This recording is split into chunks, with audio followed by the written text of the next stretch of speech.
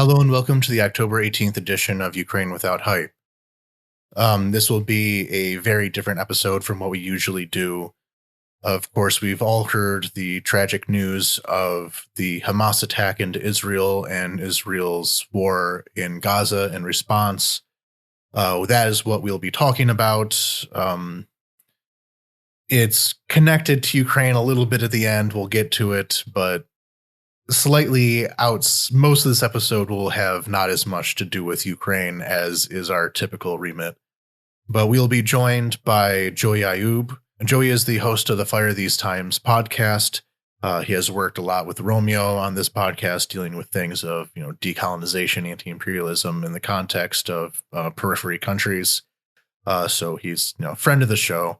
And in this context, it is interesting to have this conversation. Joey is Lebanese and Palestinian. I am Jewish. We will be approaching this from two different perspectives, even if a lot of our worldviews converge in other ways. We do come at this topic from different angles. So keep in mind that what either of us say is not necessarily an endorsement of the other. We're here to have a respectful conversation, to have analysis, and analysis does not necessarily mean judgment or excuses or anything like that. This is a very sensitive topic. I understand some people may be angry at what we say, but just keep these two things in mind, that each of us is only responsible for our own words here, and we're trying to look at things as reasonably as you can in such circumstances. So first, what I'll do is I'll give just the direct rundown of what happened. So on the 7th of October, a group of Hamas militants, over 1,000, though we're not entirely sure how many, breached the border fence between Gaza and Israel proper. They then proceeded to take over a few IDF, Israeli Defense Forces bases that were supposed to be guarding from such things, killed many of the soldiers, took some hostage. And after this, the road was more or less open to them raiding the surrounding countryside for several hours. They attacked several outlying towns.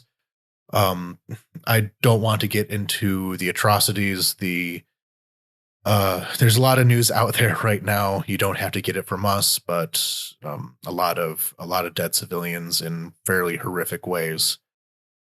After Israel was able to organize a response, the militants were driven back into Gaza, and Israel then proceeded to launch a bombing campaign of the Gaza Strip as first responders tried to find out the extent of the damage.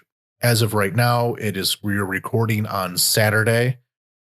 So everything we're about to be saying could radically change by the time we release on Wednesday, but just anchoring us in time there.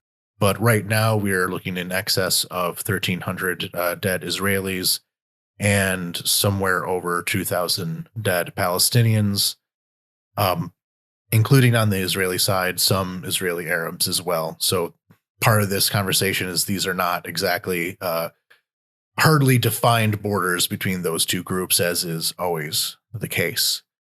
So with this bombing attack, we're also looking at the beginnings of Israel beginning a ground invasion of the Gaza Strip, not in force yet, but it has begun to some extent.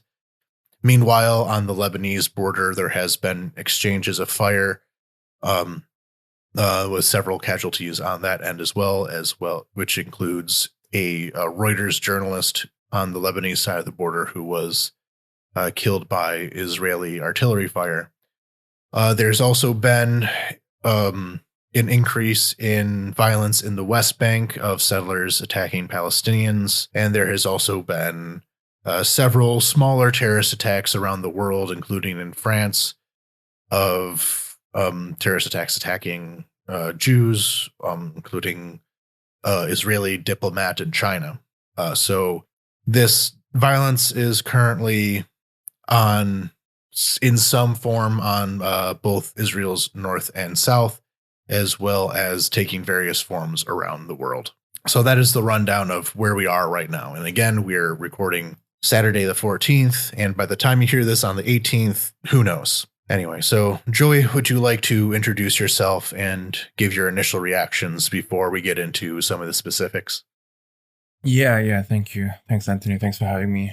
A brief intro myself. As you mentioned, I'm Lebanese. I grew up in Lebanon. I'm also of Palestinian origins, which is not that uncommon in the region, of course.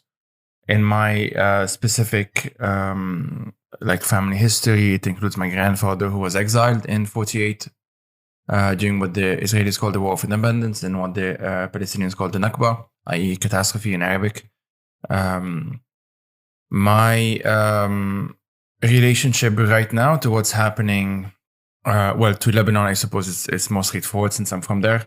To what's happening in Israel-Palestine, it's largely through the lens of someone who has a lot of friends and acquaintances, especially on the Palestinian side, but some on the Israeli side as well. And frankly, pretty horrified by what I'm seeing. And when I go through, or when I try to kind of, let's say, take in a lot of what's happening, my mind automatically goes into a sort of analysis mode because I think it's also a coping mechanism. And I'm hoping that coping mechanism brings some value to your listeners. So that's what I hope I'll be trying to do here. I can definitely relate to that. When there's trauma, I go into info dump mode. So that's just how I do things. So I think one good way to look at this is to go into explanations for why this happened. I think you can hear from anywhere what is happening, but I think we should go into we'll try to pick things apart from the lens of the various things that led up to where we are now. And maybe you can reflect on these to a certain extent and how much you think it is relevant. And first of all, I think the first thing to look at is we have to look at, at least from my perspective, of course, is one thing we have to look at now is what we knew about Hamas versus what turned out to be true. Of course, everything is in the context of the broader, Israeli-Palestine conflict, but it is very important to point out that this is aberrant. It is very unusual. This is literally the most deadly day in Jewish history since the Holocaust. So we have to look at what is different now compared to how it was before. And I think so. The nature of Hamas has been looked at for the longest time. Of yes, they may be bastards, but they were in some ways looked at as at least a responsible governing force in some way. They were not Islamic Jihad. They were not ISIS. There were diplomatic connections between Hamas and the Israeli government, as much as either side may want to not talk about that as much, but there was constant contact between the two. So I think from your perspective, why do you believe that Hamas would make this decision to act in a way that is, I guess, different from how they have acted before? Right. Okay, so I guess I will first preface this by saying that this is an educated guess, right? I'm not in contact with them, obviously. But from what we know, from what we have seen, and from, as I said, I put this kind of analytical hat on to try and make sense of what's happened. My reaction to the immediately after the first breach of the border, the fence, whatever you want to call it, that was before or at least before I heard news of the massacre at the rave. My timeline is a bit murky, so I'm assuming obviously there's going to be the breach first, but yeah. I think by the time I heard of the something happening at the rave, and then obviously we progressively learned more and more, that was like a few hours after. So initially, I thought this is shocking and interesting. Like, as I said, before finding out about the rave massacre, because that they managed to pull off something here that I didn't quite know was still possible, with all of the, billions that the Israelis get, and clearly being one of the most high-tech armies in the world, and the reputation that they have and all of that stuff, that it was like a combination of some dudes paragliding, and I think many, if not all, folks have seen the surreal images of people dancing at the rave with like Hamas fighters in a like basically paragliding into Israel, and the fact that they managed this like from the perspective of again, I'm talking before the killings, obviously, from the perspective of just like, I don't know, security, or even like, I don't know, I'm into OSINT a bit and shit like that. Like I was genuinely surprised that they managed to do this. That being, after that, when the details of the massacre started coming out, and it was a pretty chaotic first few hours at the very least, I was even more confused, I should say. I absolutely believe that they did that. Don't get me wrong. This is not a conspiracy or anything like that. And I never had any doubt that they are capable of doing something like this. But as you at least hinted at, it's not a common thing. It's not exactly a common thing. It's not something that they've done, at least not like this before. And it seemed much messier, for lack of a better term, than what at least I am used to seeing Hamas doing. By messy, I means like, I don't know what the term is. I, of course, don't want to be insensitive, but like it's chaotic. There was something about, it's almost like one theory that I've read that made sense to me, but I cannot speak to it. I just don't know if it's accurate, but it makes some sense that this happened in two stages. First, there was the breach, obviously, and this was clearly well organized. And as I said, like from a strictly, I don't know, militaristic perspective, there's something very interesting about how they even managed to do this. But what was followed after, obviously the killings, for me, I had a feeling that maybe this wasn't as planned, but it happened and it was underway by the time maybe some of the more high-ranking members of Hamas were even aware. Because as you know, the communication even between people in the Gaza Strip, and for example, some of those who are in Qatar, like in exile or whatever, and elsewhere, I'm sure is not like immediate. But by the time all was said and done, and maybe they told their fighters to stop, or in any case, I think by the time that they could have even told them to stop, the Israelis had already responded. The kind of the truth of everything that happened came out. So I was wondering basically whether it could be the case that the massacre maybe wasn't planned at the top, but when it started, and especially when it ended, the top brass of Hamas, instead of condemning it and saying this was not supposed to happen and whatnot, basically just, stuck to their side essentially. And some of them denied that it even happened. Others saying, actually, no, those were not civilians, or, basically starting making shit up. So that was my initial response, my initial thoughts. And I should say, like, I'm on a number of different groups, and with some folks on the ground, some folks not. And like, there's a lot of these discussions, and that seemed to me like a reasonable assessment, let's say. What followed, then I guess we can get into it more, because that it's sort of like, oh, that was phase one, if you want, of what's happening, or at least the first day or so. And then obviously what happened after that is of a different scale in any case. Yeah, I kind of agree. It seems like things might have gotten away from them. It's, as is often the case with this kind of intercommunal violence, and this is like an extreme version of that. It often begins with, if we look at, a million examples around the world, these things often begin with something as simple as like a brawl that a few days later is turns into death squads. Things can get away from you. It seems as though some of the planning from Hamas was definitely to take a lot of hostages. Yes, I think that's very clear that was definitely part of the plan. Yeah. Yeah. And it's the question here for me is how much they knew about this music festival. It would obviously be on social media. It would be very open, and they would have obviously seen it as a soft target to take hostages, and for it to immediately turn into a massacre. It doesn't seem to fully jive with that priority either. So yeah.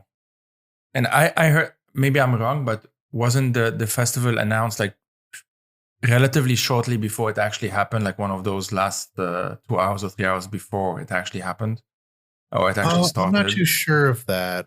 But there are a lot of festivals like in that area or in that general area, so it's not. Sure.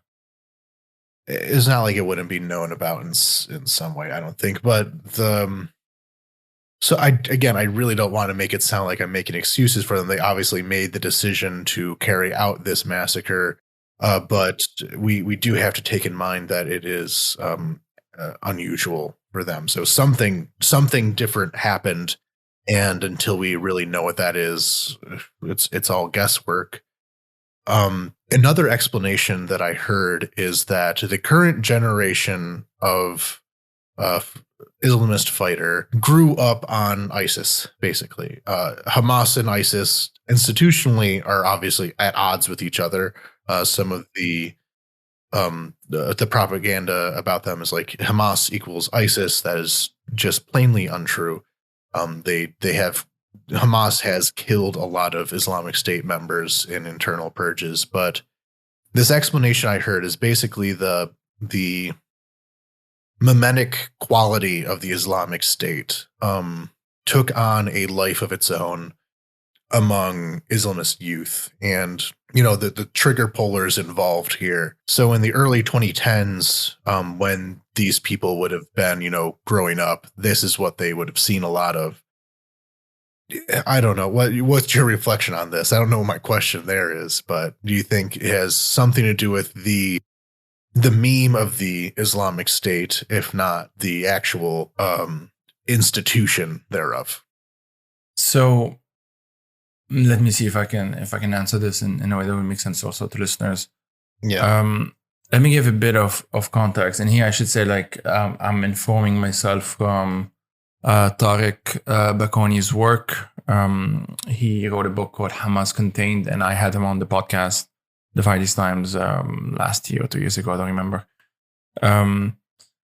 There was a violent equilibrium, he calls it that, between Hamas and Israel for quite some time. In many ways, Israel quite literally relied on Hamas to govern Gaza in order to contain the entire population. Of course. And by contain, I'm using sort of the neutral term. Obviously, we're talking about a blockade, which is very brutal. At the same, part of why I think, maybe this doesn't directly answer, but hopefully it will in one way or another.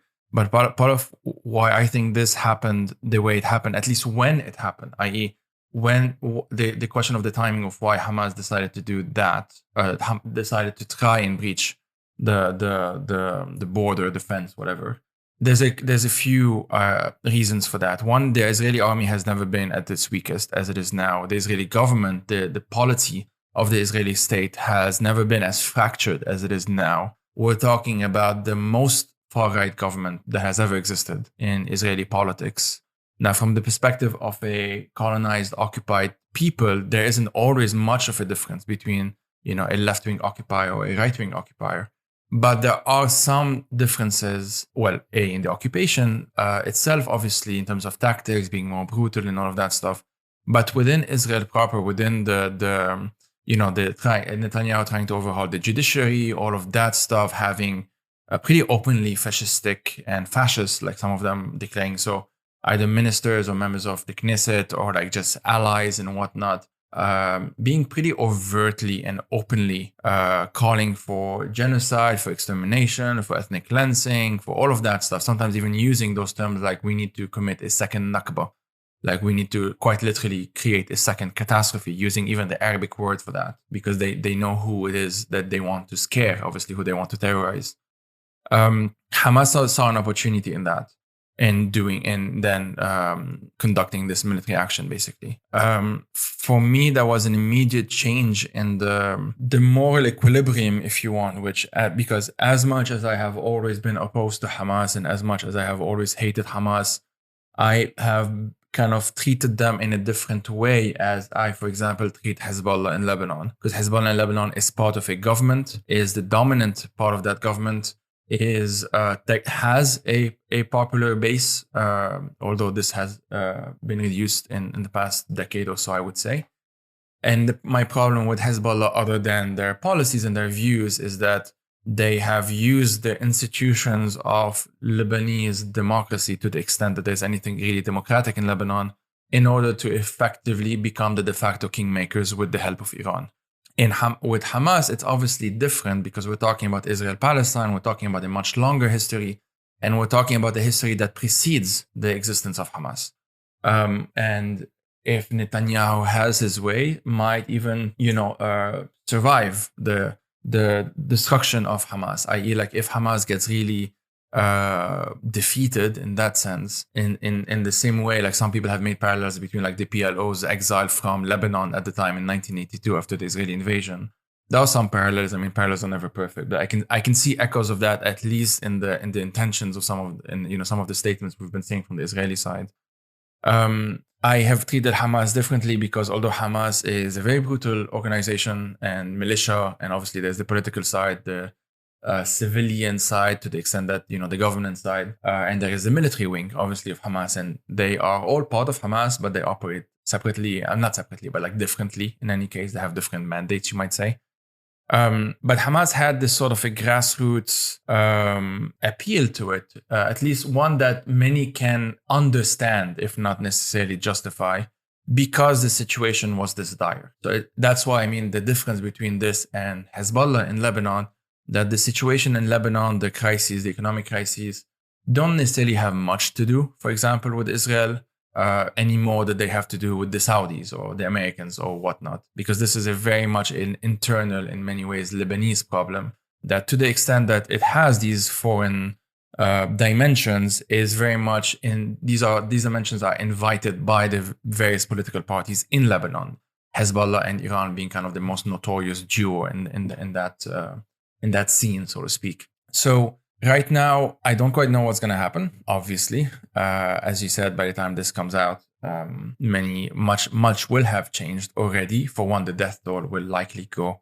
significantly up after yesterday's announcement by the Israelis that some 1.1 or 1.2 million people in northern Gaza have to somehow find a way to go south, which is not logistically even possible. Of course. So I don't know. I fear that we have already reached the point of no return, but I also refuse to believe that because I don't want to be that cynical, and there's nothing that's ever written in stone, and anything can always happen, and different actors can always intervene in different way, whether it's like Iran doing something different, whether it's the Americans deciding to have some kind of line that the Israelis shouldn't cross, although as of now, in any case, the Americans have been basically given Israel like a carte blanche to do whatever they want. The Brits, for that matter, the same. The Europeans, to some extent, also the same. So, it's pretty bleak right now. It's pretty bleak. And so I can, and, to some extent, I would be able to talk about Hamas proper. But whatever the initial day or two after the breach and the massacre and all of that, since then the dynamics have already changed drastically, because obviously Israel has had now more time to gather its forces, bring in the reservists, even people who were abroad and all of that stuff. And now we're firmly into the offensive into Gaza phase of this conflict, or this phase, because obviously the conflict did not start on Saturday. So yeah, pretty bleak, I guess. Sorry, that was not a very coherent answer, I think.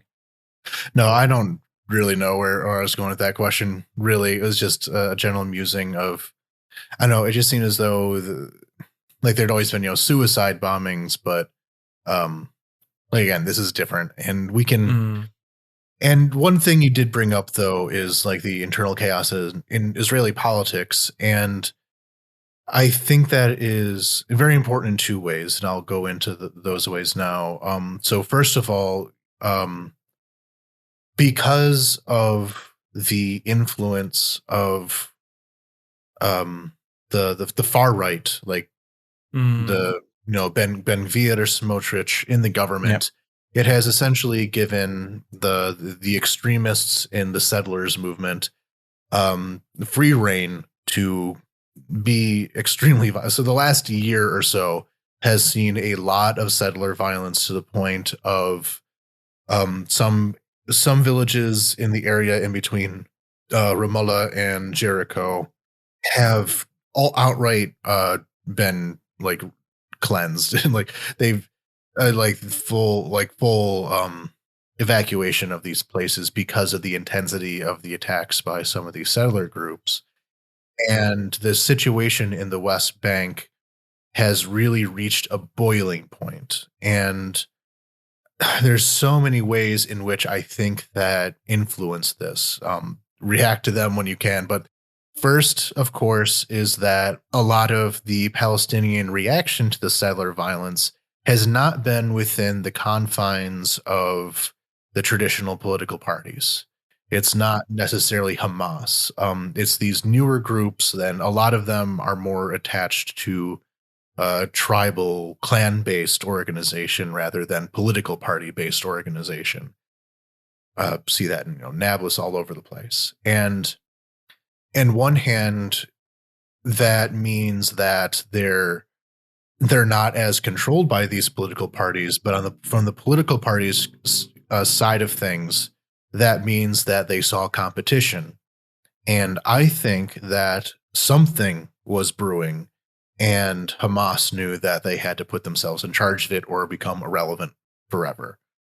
And two is that in order to deal with all this, the Israeli government redeployed most of its soldiers to the West Bank for security there, leaving, I think I saw that 70% of what would have been on the Gaza border was instead in the West Bank protecting settlers, especially because it was the high holidays. This attack happened right at the end of Sukkot. Sukkot is a holiday where it's a very kind of public kind of thing. A lot of public gatherings in these tent-like structures is how it is.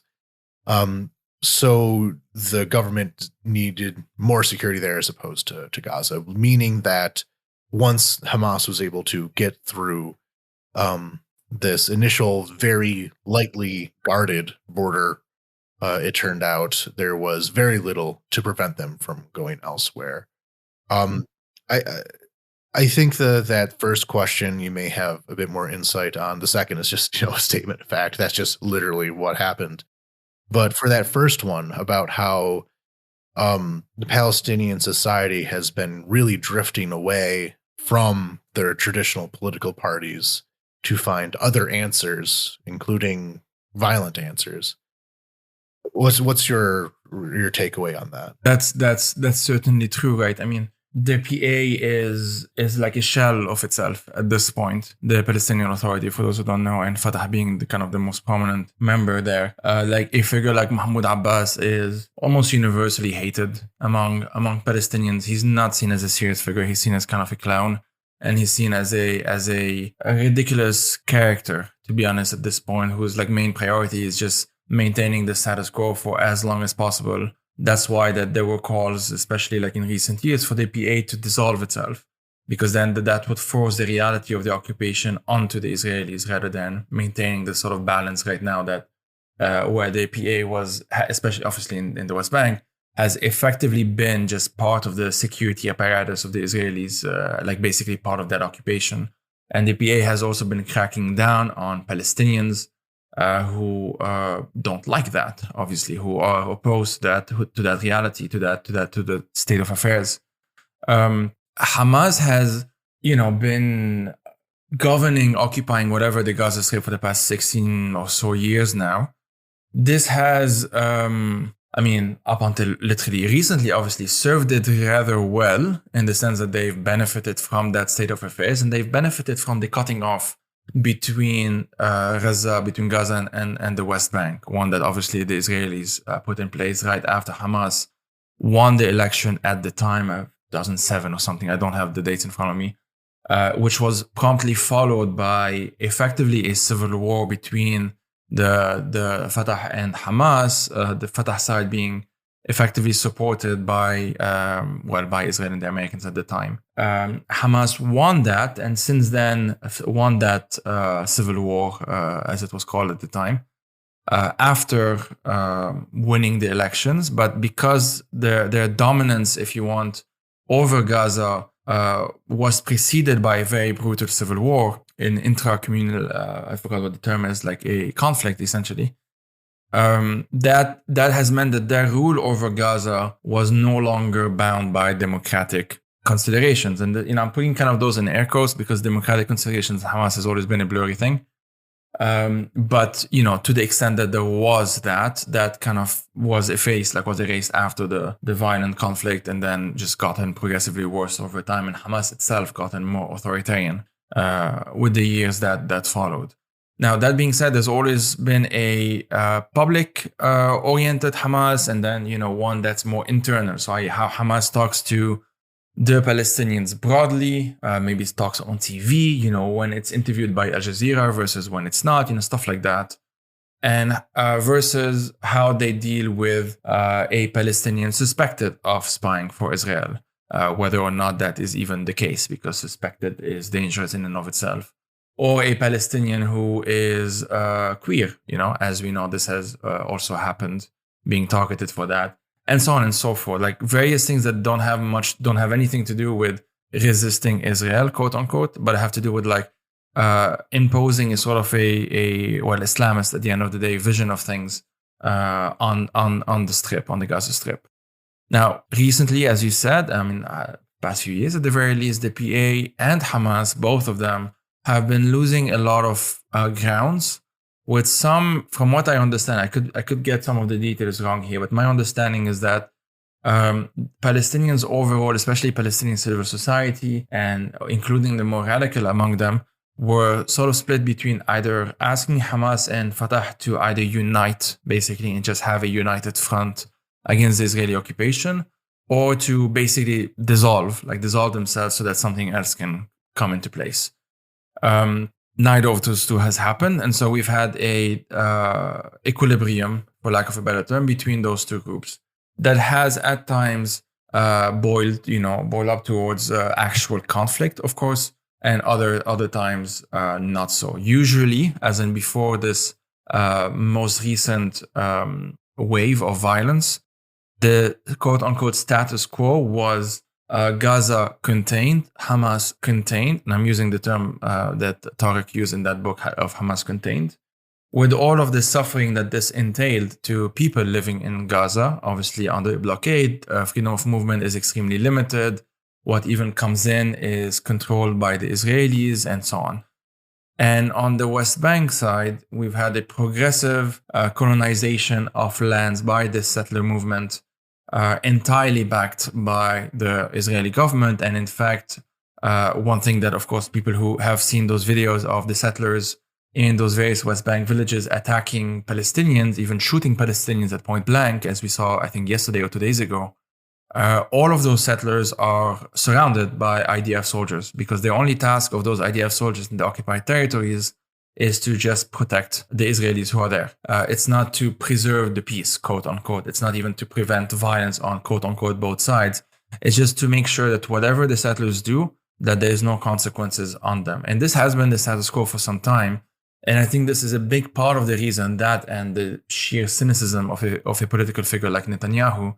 But this has been a huge contributing factor as to why the far right in Israel has been able to be so emboldened as it is now. Because some of the statements that we are currently seeing, and this is a bit beyond the question, but some of the statements that we have seen, not just now, honestly, this even goes back to 2014. I was reporting on Gaza for Global Voices at the time. And, at the time there was Ayelet Shaked, I forgot her name, but she was using very openly genocidal rhetoric against Palestinian mothers, and how people can find the exact quotes, but I remember the term snake was used and stuff like that. So this is not new. It just got more and more emboldened and more normalized to use this kind of language. And so on the Palestinian side, it's pretty understandable, I think, to see the situation and say, well, the people who are supposed to represent us have clearly failed. Like it's not rocket science. They have clearly failed. And so we need to look elsewhere. And what that elsewhere, what has been found, of course, depends on the Palestinians themselves, their own, the individuals, the groups, right? Like their own political views and so on and so forth. And there has been a very different debate, or rather like a very strong debate as to what tactics are effective and so on. But while there has been this debate and it does exist, it's largely an internal debate. What we see usually online is like we need to keep a united front. And I think there is an element of this that's understandable given the dire situation. But I also think that from a tactics point of view, like from a strategic point of view, I should say, that it has flaws, and many Palestinians, I'm not reinventing the wheels here, have been writing about those flaws. So yeah, so that's like on those new groups, right? Like that's on why they have been growing. And honestly, given what's happening now, I think there will be many more of them and potentially more radical versions of them. But if you want, we can talk about that. Yeah. Yeah. So back in the day, probably like 10 years ago now, I was living in Israel for 2 years. And while I was there, I was part of the anti-occupation movement and had contact with a lot of the Palestinian side of protesting against illegal settlements and all that. And my impression from all that is, the traditional political parties, like I said, Fatah, Hamas, they are basically not seen on the ground. And part of this is, of course, I will only have been in direct contact with people who were less strict on, the quote unquote anti-normalization side of things. Me coming from Israel, Hamas would not be great to work with me. So I understand with that that blinder on. But even with that context, it was very, very grassroots, very disconnected from party politics, and overall just extremely cynical. So polling wise, Hamas is minority support, but not weak support. But from what I've seen, even then, the weak support was very weak support. There might be like a flag somewhere on one guy's house, and that's about it. It's a very outside of the control of any centralized anything.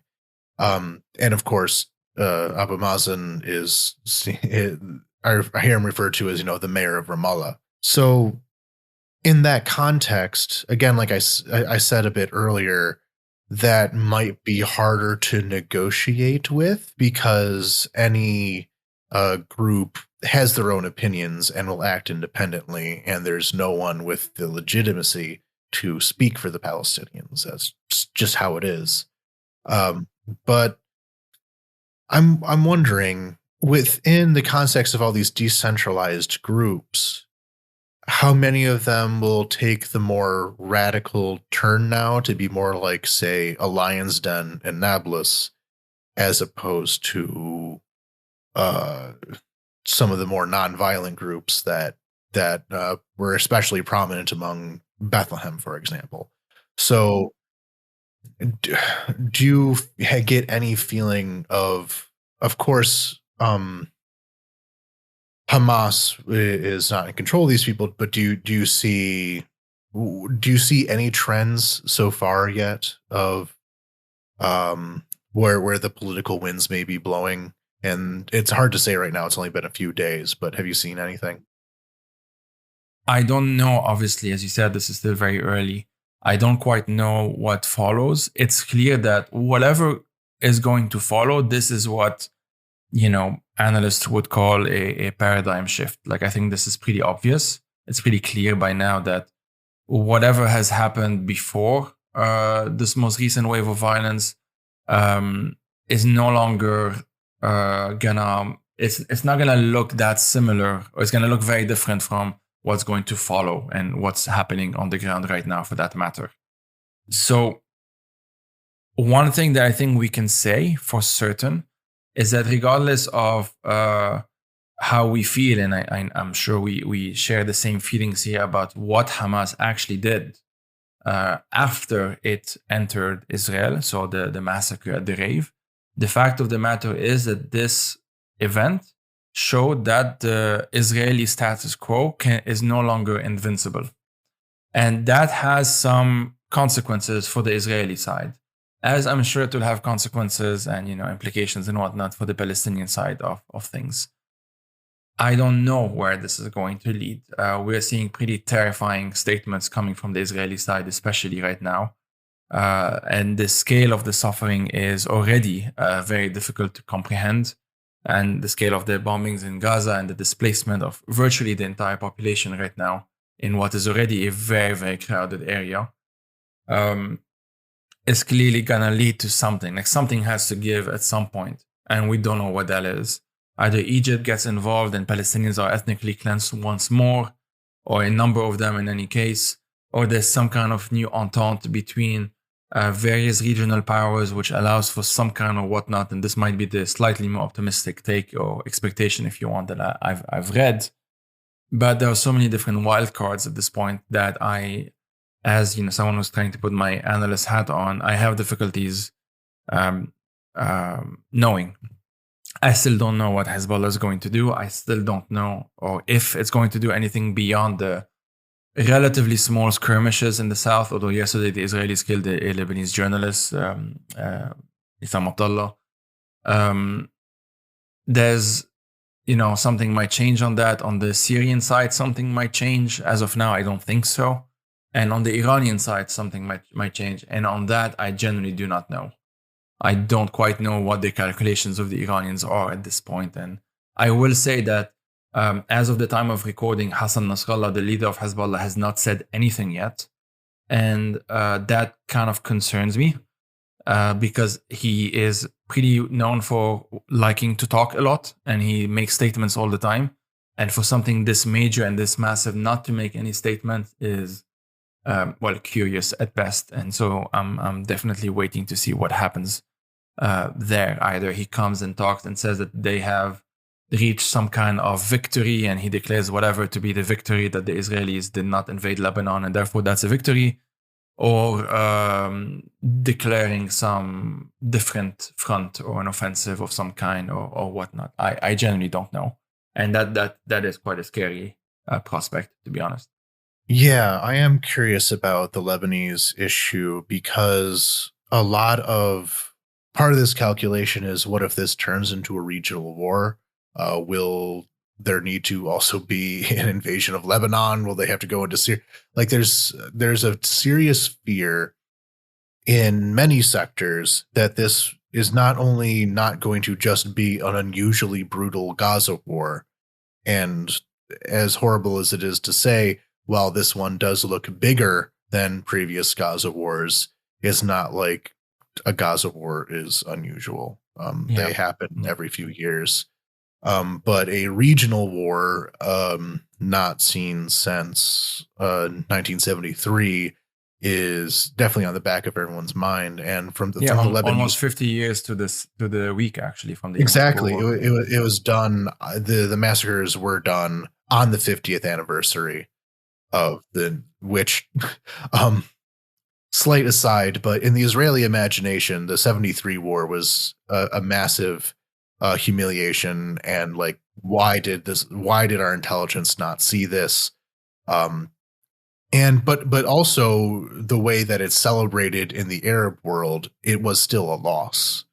So the fact that just being able to bloody Israel's nose, and even if it ended in a loss, was considered a moral victory, I suppose. That I'm afraid of the parallels here, and I'm definitely not the only one to notice them. Sure, yeah.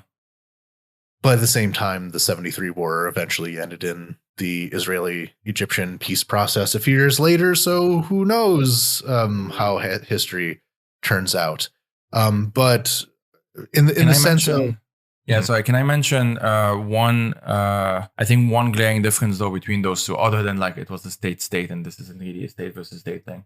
I mean, which is important as well, but that there was international pressure at the time towards the Israeli side to come to the negotiating table, and that's what sort of scares me right now. There may yet be at some point. I don't quite know what goes on in the head of Blinken and Biden and Mohammed bin Salman and all of those. I don't know. Ursula von der Leyen for that matter. But the signs as of now are pretty terrifying that they have basically, as I said, given Israel carte blanche to do whatever needs to be done. And clearly that is an endorsement of war crimes, and pretty openly so. I just watched an interview with the former foreign minister, Danny Ayalon, I think is his name, on Al Jazeera. And he very openly said that like Palestinians should just go to the Sinai desert in Egypt, like quite literally say that they should just leave. And by leave, obviously meaning ethnically cleansed and forced to leave. Because as far as, his pretty clearly racist imagination goes, there's no difference between the desert that is Gaza and the desert that is the Sinai desert or whatnot. They're all the same. They're all Arabs. And he even used, and this is where because last time I was on this podcast, we talked about Syria, obviously. He even unironically in any case, basically compared his side to the Assad regime, because he said that just as Turkey welcomed Syrian refugees fleeing I think he said savagery of the Assad regime, something along those lines. People can look it up. I think the interview was today or yesterday. So can Egypt welcome all of those Palestinians in the Sinai desert and whatnot. So basically making a more equivalence between his side and the Assad regime, which I find quite ironic. But that's sort of where we are, right? Like this is, at the end of the day, and this has to be emphasized in a number of times, that as much as we can talk about the theory, trying to frame things, and I completely agree with you, like that's important to do. The Palestinians do not have a navy, an army, they don't have an air force, they don't even have an airport. There was one in the 90s that the Israelis destroyed. So there is a complete asymmetry of power that, for example, does not really compare to the 73 war, because Egypt was a properly formed state, a pretty powerful one at that, for that matter, in terms especially of its military capacity. There's no equivalent of that in Palestine. So the better parallels are actually more of like, what are the next steps for a resistance movement? And here, by the way, I'm using the term resistance in a neutral sense, because I know that there are people listening, and this is something I've seen on the internet a lot, and I can rant about this for hours, but there are terms being used. It's people mistaking the terms you use for some kind of liking it or whatever. I don't know, like there's been a lot of pressures to like random Palestinians condemn the violence of Hamas as if Hamas asked us. But more importantly, or at least as importantly as this, resistance simply means that this is the act that they're doing, and this is how they view themselves. It's the whole thing as like, should you call X group a terrorist group or a jihadi group or a militant group or a guerrilla group? And at some point, I'm not saying this doesn't matter at all, but it's not as important in my view as the broader structural inequalities and injustices that led to this in the first place. Because as I mentioned, this precedes the even existence of Hamas. My grandfather was exiled in 1948, like 4 decades or so before Hamas was even a thing, if I have my math correct. And so on and so forth. In the 80s, yeah. In the 80s, yeah. So like it goes beyond that. And since then, Israeli society itself has also changed. We've had more openly right-wing and far-right political parties than we did like 10 years ago, let alone 50 years ago. Not, again, from the perspective of an occupied, it doesn't quite matter what the political worldview is of someone who is coming to your doorstep and destroying your olive tree for some reason, which is something that settlers, for some reason that I'm still trying to understand, love to do, just destroying olive trees. So, it may not make much of a difference in terms of from the perspective of an occupied, but it does make, of occupied people, but it does make a difference in terms of like the strategies that the occupiers in this case may use and how much blatant, for example, they're willing to be. How much are they willing to pretend, that they are seeking a two-state solution, which, the Israelis at this point are not pretending anymore that this is what they want. Oh, not for at least the last 10 years. Yeah, really. yeah, exactly. So like what comes after that, right? And this is where, of course, I think Palestinians have to obviously be part of that conversation. And I would say even much bigger part of that conversation than the Israelis, just because of this pretty severe disbalance of power, essentially power relation. So where do we go from here, right? Like that's kind of and I mean, in some sense, that's a privileged conversation, because if you are currently being bombed by Israel in Gaza, you're not thinking beyond like, I literally need to move right now and I don't know where to move. At the time of recording, I think the death toll of children alone is somewhere between 500 and 600. And so we're talking about like an entire generation, and half of Gaza, I should say, are under 18, because the life expectancy in Gaza is so low. But those children have never lived in anything other than the reality that is the blockade of Gaza. So whatever comes next, I feel like there are two things that may especially resonate with your listeners. I listened to the recent episode on Artsakh, and actually I happened to release on Friday's Times last Tuesday on Artsakh as well with Karina and Anna, and I believe you guys know Karina. Yeah, she's been on before, yeah. Yeah, exactly.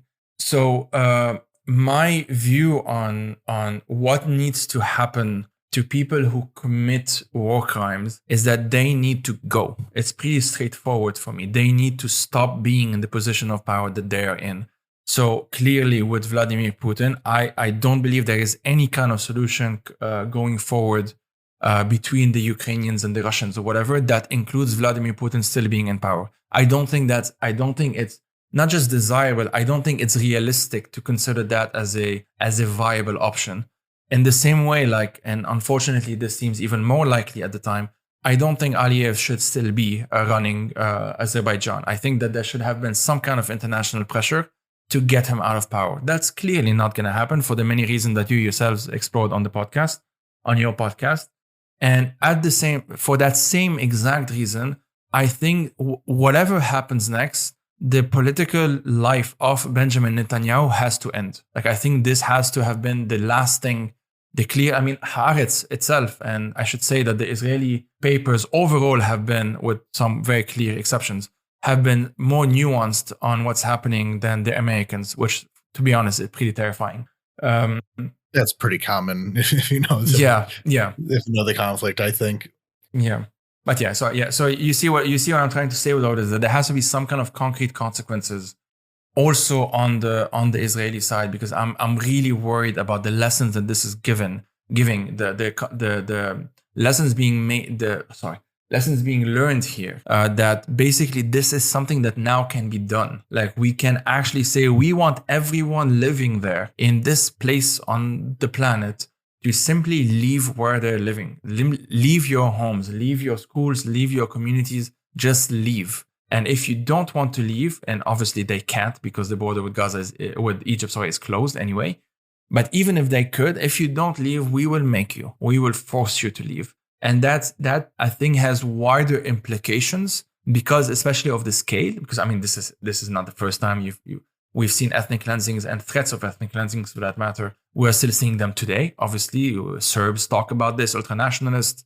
Azerbaijan, as you guys have mentioned, have said this. The Russians have been doing this anyway, and so on and so forth. Like, this in and of itself as a tactic is not new, but the level of support that the Israelis have from the West is very different. It's on a different scale, I think, than even the level of support that Azerbaijan has. There's something different about how it's being talked about now that I think this will have consequences even at the domestic level, which we're already seeing, towards Muslim groups and pro-Palestine groups in the UK, or towards, especially in France, as we're seeing now, and Germany and the US. Goodness knows what's going to happen next, and so on. There are these other unintended, if you want, or these other consequences that I think I'm worried about right now, and I'm worried that they're not taken into consideration the same way in the whole political calculus within Israel itself. Yeah, there's a lot to unpack there, but just a brief aside before that, the olive tree thing, as someone who has done olive farming in the past, for people who do not understand this plant, basically, in order for an olive tree to come to maturity to produce olives, it takes basically 20 years for it to be an economically productive tree. So the destruction of an olive tree is economically a massive and basically irreplaceable amount of damage, but also because of this, the olive trees that are there are in many cases, decades, centuries old even. So the destruction of an olive tree represents the destruction of the connection to the land, and that is a very big image in both the Jewish side and the Palestinian side is this olive tree. But so on this issue of, people have to go, on the Israeli side, I think Benjamin Netanyahu's political future is over. The anger at him, how I described how the army was redeployed to the West Bank to deal with his priorities, leaving the people near Gaza basically to the wolves. That is fully understood in Israel. There was some polling, and how useful polling is, but it saw that the support for the Likud party, Netanyahu's party, was cut more than in half, with overwhelming support now for Benny Gantz, the not Netanyahu party, National Unity. And while, of course, within this party, there is also support for attacking Gaza, especially attacking Hamas in Gaza, and where those the line between those two objectives is often blurred and can depend on the commander in charge. But we're not really seeing much of a wall between those two priorities, really. But that's not like an anti-war position per se, but it is a more fruitful one in the broader scale. I mean, Benny Gantz would still be bombing Gaza, and he has. He was in charge in, I want to say, Pillar of Defense in 2012. He was in charge for, so it's not something that's outside of his political remit either. But if we look at the breakdown of the two-state solution, the two people we can blame the most are Netanyahu and Hamas. And here we are again. Who's in charge right now? Netanyahu and Hamas. Is it even possible to get rid of the Hamas leadership? I don't think so. They're in Qatar right now. They're still going to be around. But it is possible to democratically at least remove Netanyahu, and with him, the extreme right settler support. Though, as you said at the beginning, the differences between these governments is not always a matter of kind, but it is at least a matter of scale. And I think that if we can get past this war, without, a genocide, which I think is possible. I think there are signs of back-channel diplomacy happening that could prevent that kind of thing. I'll try to be optimistic, as difficult as it is. On the other side of things, we will still have basically the same within the area between the Mediterranean Sea and the Jordan River. An almost equal number of Jews and Arabs, depending on where and what political configuration may be. But it seems, at least on the Israeli side, the political leadership would be improved if things go by. And on the Palestinian side, again, we were talking about these various factions. Who knows what will exist on the other side of things? It's important, just to add to that, I agree. Just to add to that, it's important to know that, or to note if you want, that it's very difficult for Palestinians to really think about organizing and whatnot when it's about survival most of the time. And it's about just stopping the thing that is currently happening that is making your life worse or endangering your life or actually taking your life, obviously. So if the political calculation changes one day, that will have to be preceded by some kind of settlement, some kind of agreement, some kind of negotiation even between Palestinians and Israelis. And I don't think this is possible without the Israelis being pressured from outside. And this insight isn't really mine. It's by, a number of Israeli leftists. I think there has been too much impunity for too long for them to kind of willingly make that decision or willingly come to the negotiating table, so to speak. Because as we saw, I mean, as imperfect as the agreement between the Egyptians and the Israelis were, it's clearly better than what preceded it. For that to even be the case, that at the time there had to be an understanding of the Egyptian position. And so there has to be an understanding of the Palestinian position. And for that to happen, I think that there should be less of a talk about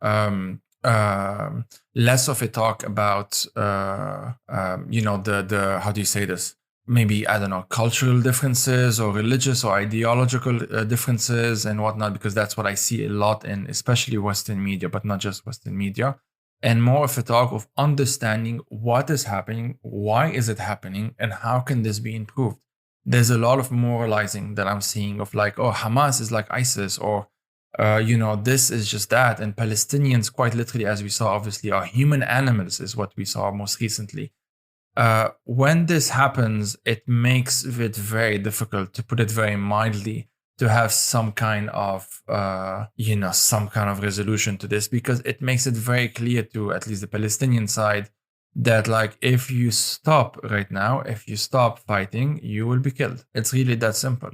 And so if not killed, like, your life will just continue to get worse and worse and worse, and you'll have less of a Palestine.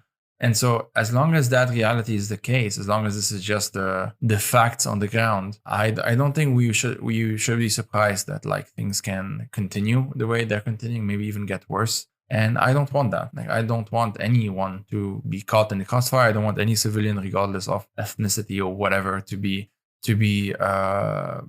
victimized, killed, and whatnot. I don't want any of that. And unfortunately, I think that this will continue to happen, maybe even worsen.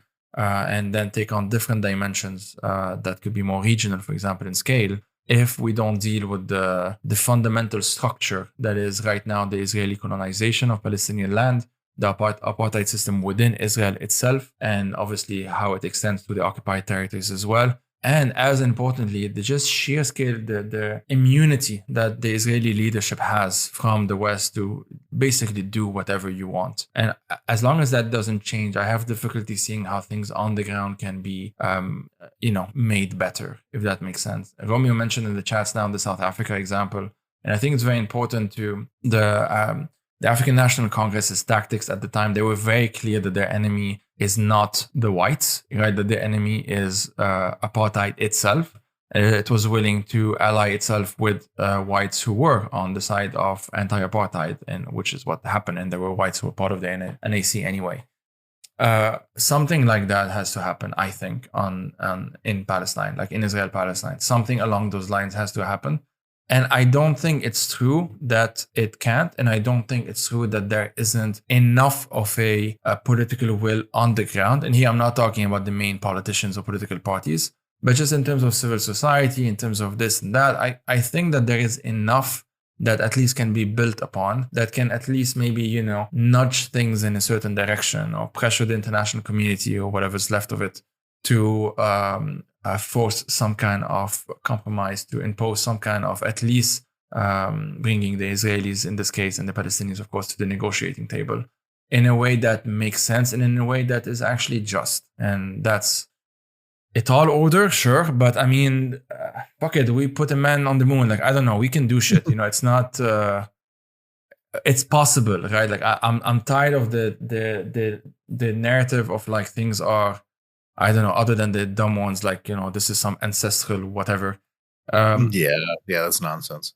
I mean, these are concrete problems, these are concrete political realities, and they can be dealt with accordingly. Like that's my view on most things, to be honest. Well, on that, one of the frustrations that I had coming from the Israeli side of this peace process, especially the grassroots peace process. I'm not Israeli. I'm Jewish, but I'm not Israeli. Just making, if anyone doesn't know that, but is that this whole issue of it's hard for me to fully blame people for not abandoning the idea of retaking their homes and all that, but on the ground, a lot of what I saw, especially from foreign support, more so than even West Bank Palestinians.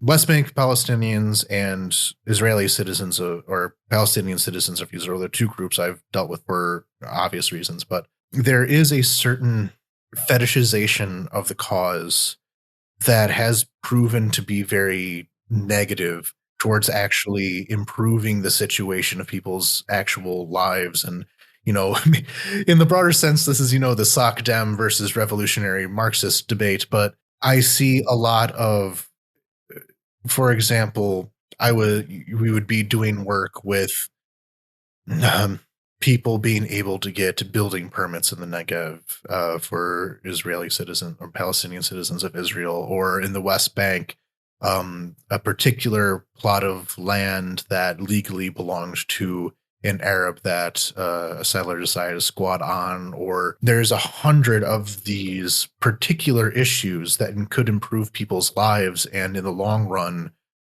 turn down the temperature of the conflict. And on the Israeli side, of course, there's plenty to critique, but I do have to say it from my perspective here is that this push for anti-normalization, this push for hoping for the maximum, has really gotten in the way of making these smaller gains that could be made. For example, in Jerusalem, if every East Jerusalem Arab voted in municipal elections, they would at least control at least half the city government, maybe a mayor or two, or at least a deputy mayor or something. They would be able to direct resources through official channels. But due to anti-normalization, they don't vote in these municipal elections. And so their neighborhoods decay. They don't receive services. They don't receive anything really. But there is, a route to correct that is very much within the realm of politics. And it seems as though this demand for the maximum gain has really turned against it. And especially I look overseas to protests people, Palestine, River to the Sea, all that. It's all very complicated in its own way. But where are these people calling for another intifada when it comes time for, I don't know, land reform? I don't know. That's my Soc Demi opinion, I guess. So I know what you mean, and to be honest, it's definitely an ongoing conversation that I see, and on that specifically, I'm not the best place to comment because I don't live there. I've never been able to actually go because of my Lebanese citizenship, and all of that stuff. I suspect, obviously I could be wrong, but I suspect that what's happening now will force some kind of conversation as to what the next steps are.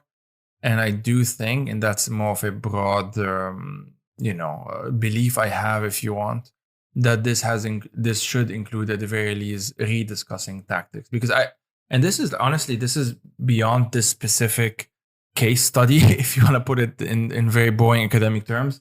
Like even beyond this, as a general rule, if a certain tactic was used for a certain amount of time and it had certain outcomes that it was supposedly target or whatever and reach, if those outcomes have not been met, if we haven't succeeded using those parameters, then we should rethink tactics. I think that's just a general rule of like anything really, and it certainly applies to this. Now, that being said, you mentioned this pretty well, I think, the whole turning down the heat. I think turning down the heat is very important, and that's why in any situation or any scenario, any discussion of like, how do we solve this or how do we whatnot, has to start with violence needs to end as much as possible. Like it has to start with that. It has to start with like the bombing of Gaza has to stop and the blockade has to be lifted and there has to be freedom of movement and et cetera, et cetera. Because those are very basic things that when humans are deprived of them, I think this leads us to like, or at least creates different conditions on the ground that, to be like extremely mild about it and euphemistic about it, are not exactly conducive to peace. And this is, I think, a universal truth of like the human species. And we've seen this time and time again in the past century or so, that there has to be some kind of recognition. And anyone working in like post-conflict studies and memory studies and social justice and transformative justice and all of that stuff, the difficulty of acknowledgement, like an NGO, an Israeli group called Zokot, for example, working on memory, working on talking about the Nakba, working about literally going on tours even of those villages that were depopulated and ethnically cleansed in the 48 war and Nakba. Just giving like even paying tribute to the land, even acknowledging what has happened on the land that we live on. It doesn't mean we turn back the clock to the 40s. I mean, that's literally not possible. It just means recognizing where we are, what has happened to the extent that we can, like as much as we can, what has happened up until then. And, this hopefully lets us think about then what comes next in an easier way, right? Like it at least facilitates that, like the next steps and so on.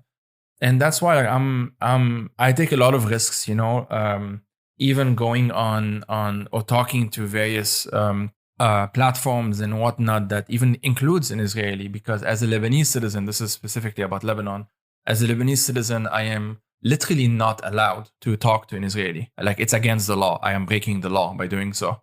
And this can lead to consequences for me, for like my bodily health, including being imprisoned. Because, you'd be accused of working with the enemy, of spying for the enemy, of normalizing and all of that shit. And even if that's not your intention, even if you're doing something completely different, that doesn't matter to a regime like Lebanon's. And that has to change at some point. But I think realistically, what is more likely to change, or at least the most impactful action that can be done, probably has to come from within Israeli society right now as the dominant power in Israel-Palestine. And I'm hoping this happens. I don't know if this will happen. I'm supportive of movements and actions and media coverages like your 972, your B'Tselem, your Breaking the Silence, and all of them have limitations, I'm sure. But like I'm supportive of those initiatives. I hope more of them would happen. And if we need like a call to action for the international community, assuming they're listening to this, is like support those groups, allow them to actually do more, because the Israeli government, especially under Netanyahu, has very clearly tried to go after them a number of times, as we've seen. So that's my pitch. If you want, we can do better. Yeah, but my concern there is that yes, obviously Israel is the stronger power here, but from the Israeli perspective, when you talk to Israelis, when there's missiles flying overhead, when someone is kidnapped through a Hamas tunnel, that's even before this massacre, and now everyone at least is 2 degrees of separation away from somebody who was either killed or taken hostage. That, like with this music festival, that's everyone in Tel Aviv has a friend who was at that music festival, and many of whom are now dead. We can talk about how they're the stronger party and the systemic issues, but from the perspective of someone who just had their best friend murdered by Hamas, they don't feel strong. No, I mean, yeah, of course. I mean, I definitely agree with this. I was kind of channeling I forgot the name of the person who was interviewed. He's an Israeli man. I know his brother's first name is Chaim. He was killed. The brother was killed by Hamas. I believe it was at that concert, at that rave. And he said that his brother would not have wanted the Israeli government to use his murder, his death, to basically kill innocent people. And so I'm sort of channeling that sort of understanding of the world we live in, if you want. Not that in the moment, that's why we're talking about turning down the heat, right? Like, when the heat is not turned down, when it's made worse, then a lot of horrific things are done. Like, we know this. Historically, this has always been the case, virtually everywhere. And turning down the heat is always possible, even when like there isn't an immediate or just solution to anything. But turning down the heat is always an option. And it's an option that, what I mean by the disproportionate amount of power, but it's an option right now that the West, for example, can actually wield over the Israeli state, that it chooses not to. That's sort of my point, if you want. Not that the average Israeli necessarily in the moment, especially when, also obviously even more in the moment when Hamas rockets are just above them, are able to think like, well, okay, what is the long-term political strategy here? Because obviously in the moment, that's just not what you're going to think about. It's just what it is. I don't want it to get to a point where, like, right now, I clearly, as you said, like, it's 2 degrees of separation. Anyone who's in Tel Aviv, 2 degrees of separation from someone who was killed or kidnapped or whatnot at the rave, let's say. With Palestinians, there is no degree of separation. And I don't want to get to a point where, for the Israelis as well, there's 0 degree of separation. Like, that's the point. It has to stop at some point. There has to be a downscaling of the violence at some point. And it's just a fact that in terms of the military prowess or military power here, there is no real comparison between what an Israel can do and what a Hamas can do. And so that's the thing. It's not a downplaying, if you want, of what Hamas can do and is doing and has done, because that's why comparing anything is never it's never really good. Like, there's no point comparing, I don't know, Bucha with Gaza. There's no point doing this, because the experience of someone in Bucha, or someone in Gaza, or someone in Grozny in the 90s, or someone in Aleppo in 2016 are theirs. Those are their experiences in their specific context at that specific amount of. There are obviously parallels. We're all humans. We all feel fear in the same way and so on. But what has happened and when it happened and all of that stuff changes from place to place. I just think that going forward, especially even if you want to add, and I'll stop on this point, even if you want to add the more regional dimension of how this can flare up beyond even Israel-Palestine, the downscaling, the turning down the heat, all of that stuff is not just for Israelis and Palestinians, but it's for a much broader region that, if it does get engulfed in a way that is still a risk at the time of recording in any case, can then create like a logic of its own, because that's what war does. It creates a new reality that even the initial causes of that war may be one thing, as we saw with the Lebanese Civil War in 75. But by the time we got to the mid 80s to late 80s, that the initial cause of the war, the spark that launched the entire thing, was almost irrelevant compared to what happened after. It creates this new reality, and I want us to not get there. I want us to not have to deal with that new reality. But yeah. So we're concerned about a possible regional conflict involving Lebanon and maybe Syria, but the other side of this, and this is like my last point of why it led to this, is that a lot of the Arab world had been in diplomatic detente with Israel within these last few years, with the Abraham Accords, UAE, Morocco, Saudi is about to sign on. Maybe we'll see if it's, I don't think it'll be anything more than delayed. I don't think that they'll cancel it, quite frankly. And so, yeah, I don't think so either. Yeah. Yeah. They might pause it for image sake. Just saving face or something. Yeah. But we're looking now at a Middle Eastern, order that essentially overlooked the Palestinians entirely. Yeah. There are no governments in the Middle East that are actually supportive of the Palestinians. Arguably, other than Iran, but I don't think their help is very helpful. No, and Iran has a different role because it's not really part of the Arab world, obviously. It has a different... but I mean, connected through Assad. Yes. They're not.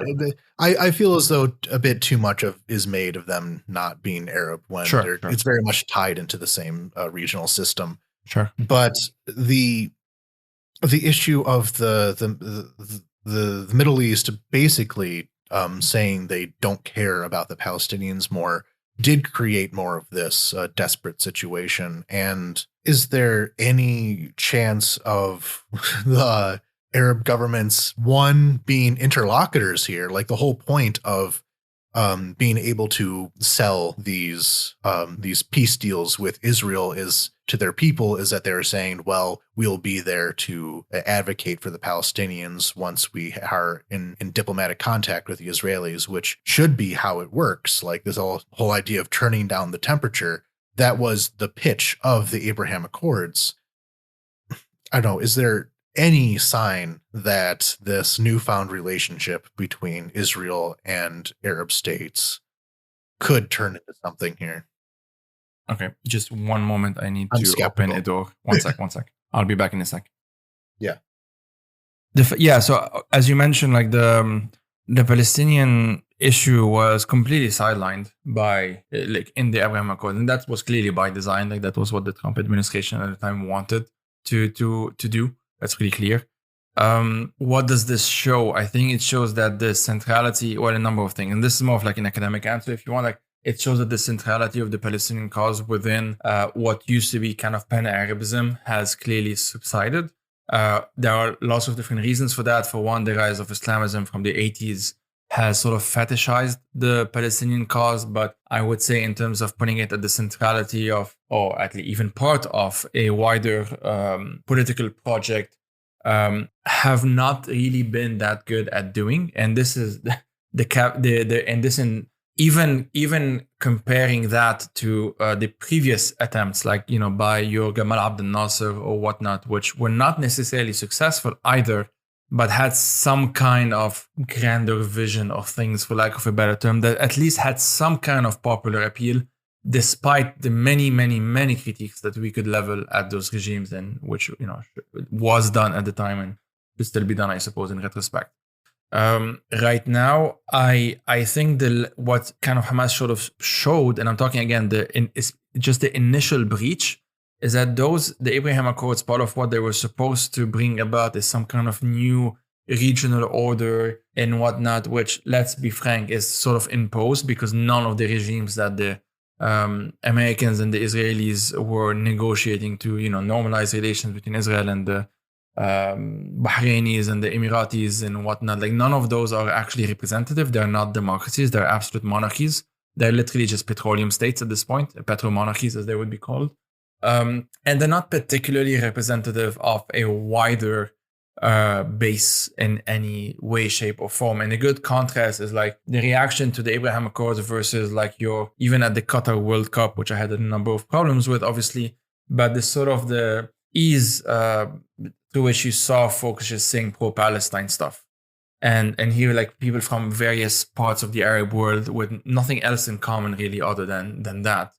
And so the Western powers have sort of made a decision, a calculated one, I would assume, although in Trump's case, I don't know how calculated, but they have made a decision to ignore all of that. They decided essentially that we're not even going to pretend that democracy is important. We're going to just manage. We're going to manage the conflict. And this in and of itself is pretty similar to the Israeli tactic towards Gaza. It's not about solving the problem. It's not about even destroying Hamas before like last week. It was never about destroying Hamas, which they could have done, obviously, many times. It was about managing the conflict. It was about managing, that's the point of the term containment, right? It was about managing the way it is for an indefinite amount of time. There was no long-term plan. I think that's pretty clear. Other than just buying themselves more and more time to create new facts on the ground, including having a second and third and fourth generation or whatnot of people who are, for example, settlers in the West Bank, and then saying like, what, you wanna kick all of them out? That's obviously not possible and whatnot. And so where do we go from all of this? Where do you go beyond all of this? I honestly don't know. I don't think the solution necessarily comes from the Arab regimes anyway, because their relationship to Israel-Palestine starts with their own domestic priorities. That has always been the case. But as the fact of the matter is that Israel has strong allies. Those strong allies, and Israel itself for that matter, call themselves a democracy. The Arab world has no real functioning democracy beyond Tunisia to some limited extent, and to an even more limited extent, Lebanon.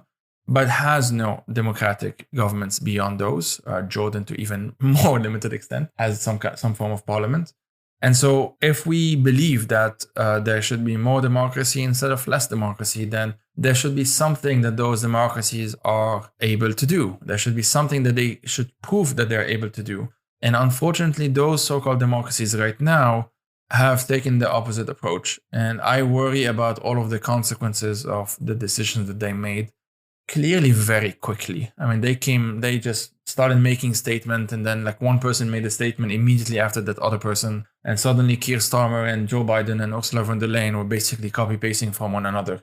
And so I don't know, and Macron as well. I don't know I don't know what the next steps are for regional development, or in the sense of like regional relations and whatnot. I will say that and this is just a me thing, I don't particularly think it's I don't think it's a huge priority for us if this was this is my opinion if you want on in terms of tactics and whatnot. The whole normalizing versus not normalizing, I think, has been largely a distraction from more important things. Because if we're pissed off that the UAE normalized relations with Israel, all they did was kind of just made it official. They've been doing this for some time. The Saudis, for that matter, it's not really a secret. And so whatever, not whatever, but you know what I mean? This is not a priority for me, worrying about whether Mohammed bin Salman flies to Tel Aviv or not. I don't know, he might as well have already done that by now. So just do it, get it over with, just do that and let us now deal with the new reality. I'm just tired of those, personally. That's just a me thing, as I said. I don't think what very unrepresentative regimes do should matter as much as to the extent that we can even tell that there's some kind of democratic mass appeal to a certain cause or whatnot. And in the world we live in right now, obviously those regimes have a much greater say. But personally, I don't want that to be the case. So I'm trying to argue against it, if you want.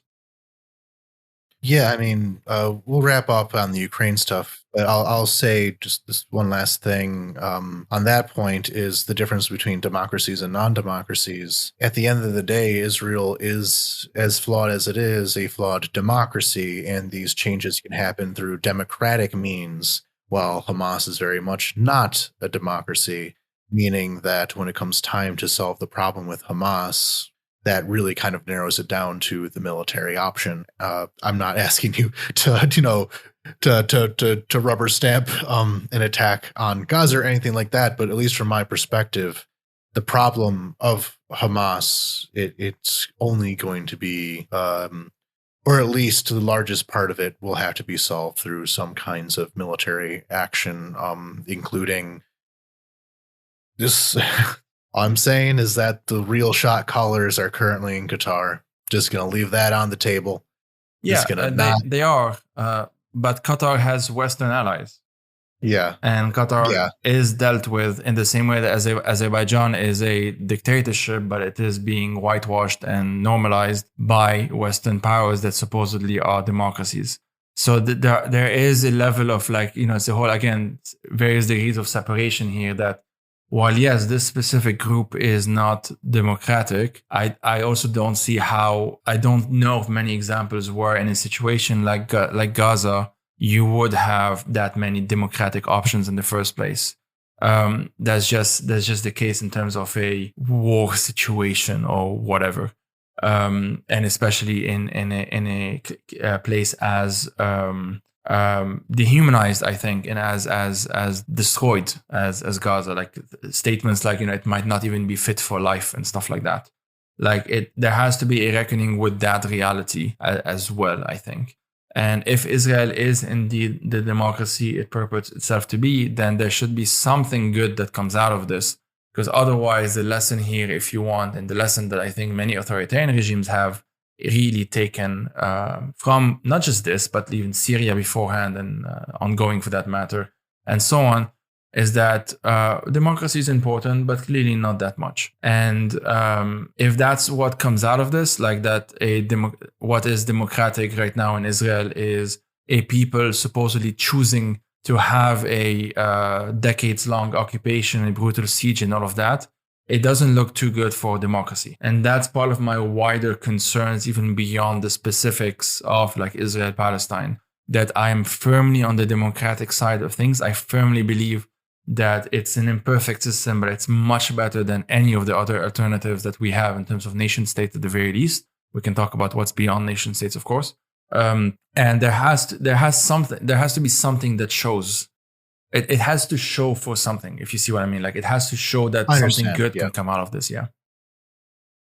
So my last point here is we are a Ukraine podcast. We do have to bring Ukraine into it at some point. Sure. So I guess that will be the general conclusion of that. I'm just going to give the rundown of Ukraine's connection to this, and then I have one or two questions for you. One, of course, there are a lot of Ukrainians in Israel, especially if you look down south. Especially with the current invasion of Ukraine. I've been to a few synagogues, and I was like, where is everybody? And they'll say, oh, they're in Ba'aretz, the land. They immigrated to Israel because it's safer there. There were 3 Ukrainian citizens who were killed in the Hamas attack. I believe I saw that there were Ukrainian citizens in Gaza. There are mostly like in relationships with men or women and university ties, that kind of thing. But also, there is the issue of how Netanyahu has been very, very close with Putin. For one election, he even put up a big banner of him shaking hands with Putin, saying, like, I'm the guy who can talk to these people. And the Russian, while Putin himself has been pretty purposely measured, almost disturbingly measured in his statements, the broader Russian system of the media, other officials have been extremely anti-Israel in these. And so I guess that will have to result in some kind of reshuffling of Israeli diplomatic priorities as well, perhaps more towards Ukraine, because there's been a lot of resistance towards sending Ukraine the Iron Dome defense system, for example, or difficulties with getting support for Ukrainian refugees there. It's a whole thing. But one thing that I think you, as someone who was watching the Syrian civil war more closely, might be able to say more on is, as we are getting into the opening stages of this Gaza war, hopefully the closing stages as well, but as of right now, the opening stages of the Gaza war, of a lot of misinformation, fake information, a lot of videos being shown around of Syria actually being passed off as being Gaza. We saw this in the invasion of Ukraine as well. I remember a lot of Syria videos being passed off as Ukraine videos. So, as someone who has watched the Syrian civil war quite closely, how do you react to this disinformation, fake news kind of aspect of it? Oh man, that's like half of my anxiety. Yeah, right. It's not good.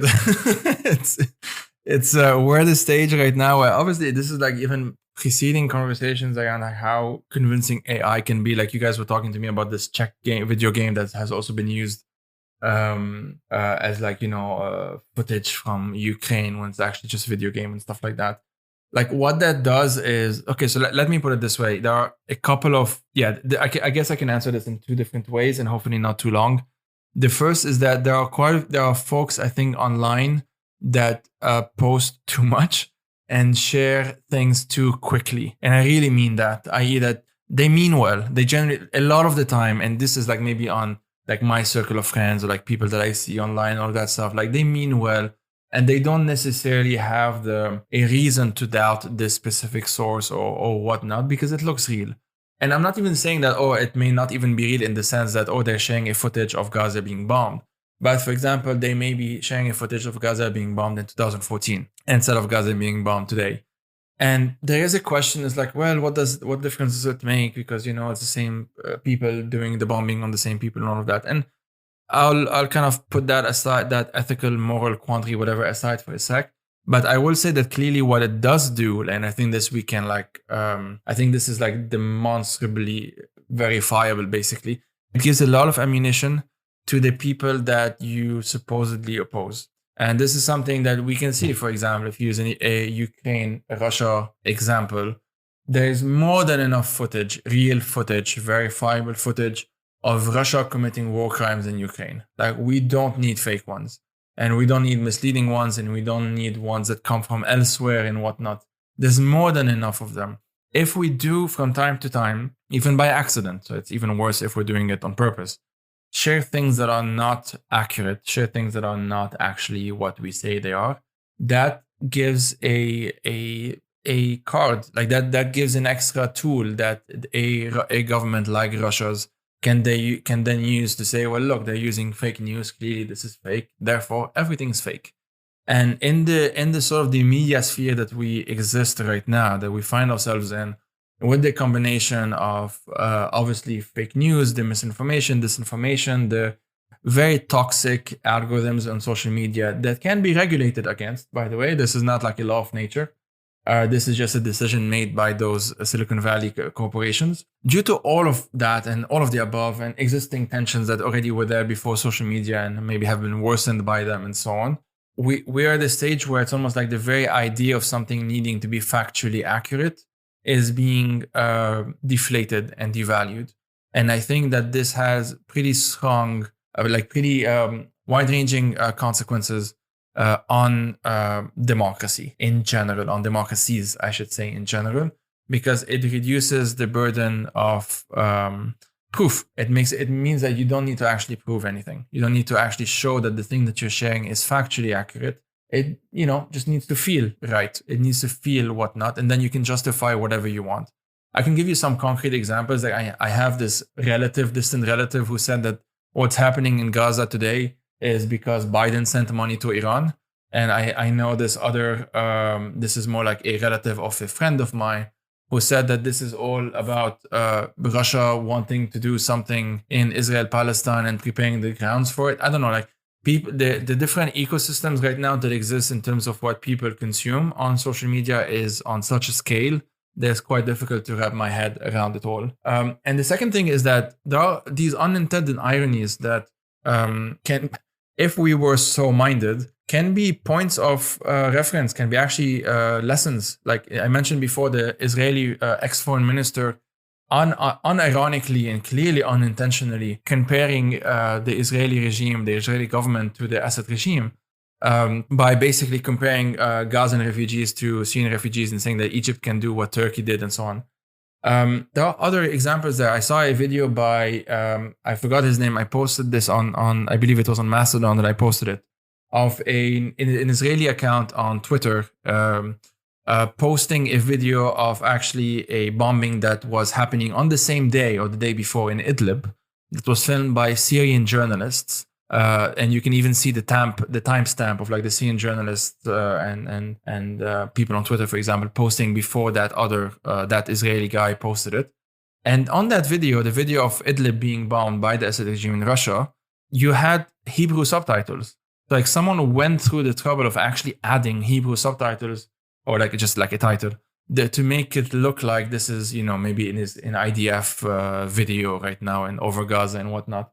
And what that does is that it just muddies the water. It just muddies probably what this guy's intention clearly was to show that like after the massacre, we are going to bomb Gaza, we're going to destroy them, we're going to punish them and whatnot.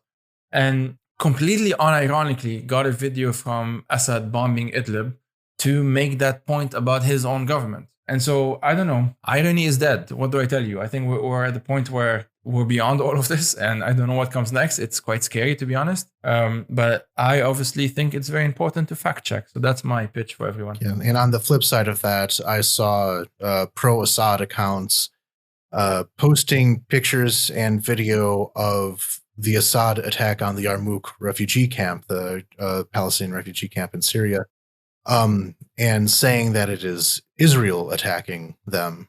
So like, this is a thing that you did. Like, literally you did this, and now it's being held as, look at what the Israelis are doing. Isn't it so awful that the Israelis... Again, they just compared themselves to the Israelis. Like that's for me what's amazing, is that there's just...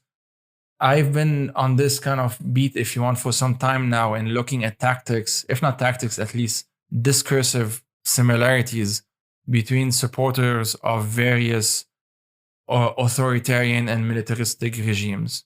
And you see similarities and you see differences, but their, fanboys and fangirls don't see those similarities and differences. Or at least if they do, they don't seem to think that they matter. So yeah, what do I tell you? They're making the point for me. So yeah. Well, I guess we'll be cutting us off now. People have been talking about this conflict for the last 80 years. Another half hour is not going to fix anything.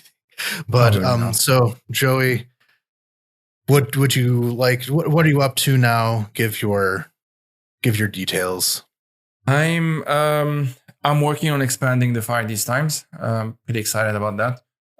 There's going to be more podcasts basically joining, and we're going to have, and we are having already, more hosts and co-hosts and guest hosts and whatnot who are going to be talking about exploring various topics and episodes very much similar in terms of the model to what Romeo did on the Fire These Times. And I'm going to, do as much as I can to expand this. I'm also starting a newsletter, which I will send you the link to if you want. You can put it in the description, to aid me, to be honest. More of a old school blogging, but more maybe organized commentaries, if you want, on various things that for the most part are explored on the Fire These Times, but I feel like they need a bit more expansion and whatnot. And various other things. Folks can check out the Fire These Times, the Patreon, the usual pluggable stuff, and they can find me on Mastodon and on Blue Sky and on Instagram. I'm not on Musker anymore. No.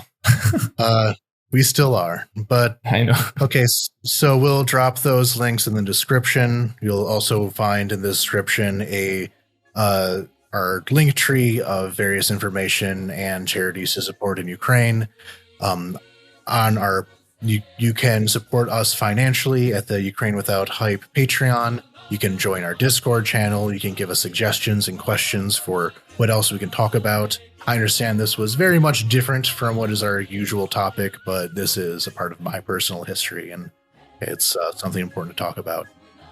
So thank you very much to Deborah Grazer. The voices in my head are from Big Pharma, David Shepard, Dawson, Giorgio, Ivana Kukratskaya, Michael Drucker, Anna Karen Person, Anonymous, Bedikin, Dennis Napalm, Devi, Dimitri Livin, Etienne, James Burke, Jan, Jenny Louise, Justin Devendorf, Kevin Alberton, Marguerite, Michael Wickman, Mike Perrone, Shieldwall, Silas Frank, T. Bart, Vivek, Adam Poppenheimer, Aidan McDonald, Alex Grochmal, Anastasia, Barbara Big Rob, Captain Technical, Chris Bennington, Crystal Burns, Daniel Spring, David Wall, Emily Bavona, Grace Krause, Had to Laugh, Jacob Holm, James Wise, Jared Bailey, Jerd, Julia Lindsay, Laura De Leon, Levy Grove, Marianne Abs, Matt Miller, Melissa Caselco, Anonymous, Noam Hart, Paul Bailey, Randy McNerlin, RDK, Sander Bongers, Sanjay, Scott Berry, Scott Gengris, Scott Turkyuk, Steve Bien, Stuart Akers, Siddle Knife, Thomas Soviet, Veronica, Victoria Leontineva, and Wandering Lens. Thank you all very much. You're what make this all possible. Until next week, Slava Ukraini. Героям слава!